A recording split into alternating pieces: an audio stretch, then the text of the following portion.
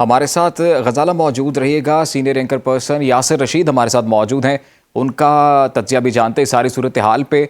यासिर, वो वक्त आ गया जिसका इंतजार था और पूरी दुनिया की नज़रें शहर इक़्तिदार पर जमी हुई हैं और इस वक्त सुनो न्यूज़ की टेलीविजन स्क्रीन पर रेड कारपेट इस्तकबाल दिखाया जा रहा है ईरानी वफ्द का। फील्ड मार्शल आसिम मुनीर और दीगर जो सिविल गवर्नमेंट के आला अहदेदारान हैं उन्होंने रिसीव किया। क्या कहेंगे आप? एक खुशाइन बात है, एक तारीखी मौका है पाकिस्तान के लिए भी, क्योंकि दुनिया भर के मंदूबीन जो हैं वो पाकिस्तान के इस मौके के ऊपर नजर रखे हुए हैं। आप बैनुल-अक़वामी तजियाकारों की इस वक्त स्टेटमेंट्स जो हैं वो मुख्तलिफ नेशनल और इंटरनेशनल मीडिया के ऊपर देखें तो वो पाकिस्तान की इस काविश को सराह रहे हैं, क्योंकि एक नए दौर का आगाज होना है। अभी नहीं पता कि टर्म्स एंड कंडीशंस क्या है, क्योंकि अमेरिका और ईरान के दरमियान जो बाज़ाब्ता मुज़ाकरात हैं उससे पहले सिफारतकारी कुछ हुई है, जिसमें एक वसी मुआहिदे को हतमी शक्ल देने में 3 दिन भी लग सकते हैं, उससे ज्यादा वक्त भी लग सकता है। और कुछ लोगों की राय ये कि अभी टेम्परेरी तौर के ऊपर ये मुआहिदा होगा। इसका दौरानिया जो है वो 15 दिन भी हो सकता है, 20 दिन भी हो सकता है। यानी ये सीज फायर जो है इसका दायरा कार थोड़ा सा वसी किया जाएगा, लेबनान के इशू को बीच में डिस्कस किया जाएगा और फिर हतमी शक्ल जो है ये बाद में तय की जाएगी, क्योंकि ये 2 रोजा ये जो मुज़ाकरात हो रहे हैं इसके अंदर ही सारी चीजें तय नहीं पानी। बहुत सारे लोगों की आरा ये है और अंदरूनी जराए भी ये खबर देते हैं कि कुछ चीजें जो है हतमी ड्राफ्ट जो है वो बाद में तैयार होगा, लेकिन हतमी ड्राफ्ट के कुछ पहलुओं के ऊपर इसी नशिस्त में गुफ्तगू हो जाएगी, फिर उसे पाया तकमील तक जो पहुंचाना है वो मुख्तलिफ मराहिल के अंदर पहुंचाया जाएगा।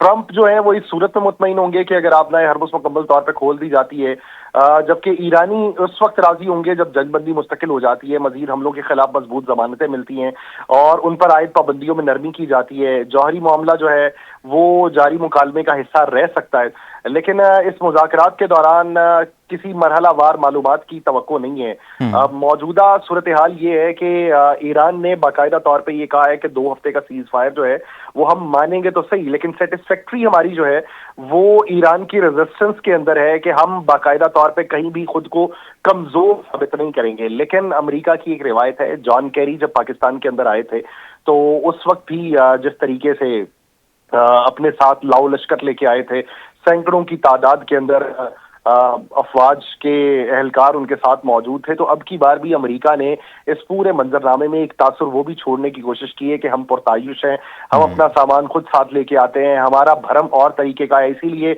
वो 40 गाड़ियां आई, जिसमें मिस्टर बीस्ट एक गाड़ी को कहा जाता है जो डोनाल्ड ट्रंप के लिए इस्तेमाल होती है, ये प्रेसिडेंट के लिए इस्तेमाल होती है, वो यहाँ पे इस्तेमाल होगी नायब सदर के लिए। और फिर उसके हिसार में जो दीगर गाड़ियां हैं जहाँ पे जैमर्स भी लगे होंगे, जहाँ पे सिग्नल्स को ब्रेक करने वाली चीजें भी होंगी, जहाँ पे जो बुलेट प्रूफ टायर भी मौजूद होते हैं, तो ऐसी गाड़ियों से वो तासुर देना चाहते हैं कि हमें कोई फिक्र नहीं है। लेकिन इसका एक दूसरा मंजरनामा भी है कि अमेरिका खुद को इस जंग से निकालना चाहता है और उसने अभी तक जितना भरम रखा था वो उसका टूटा है और अब वो भरम दोबारा से बनाना चाहता है। तो अभी देखना यह है कि इसका आउटकम क्या निकलता है, क्योंकि जेडी वेंस की आमद जो है वो इसका आउटकम निकालने का कोई ना कोई इंदिया दे रही है। बिल्कुल।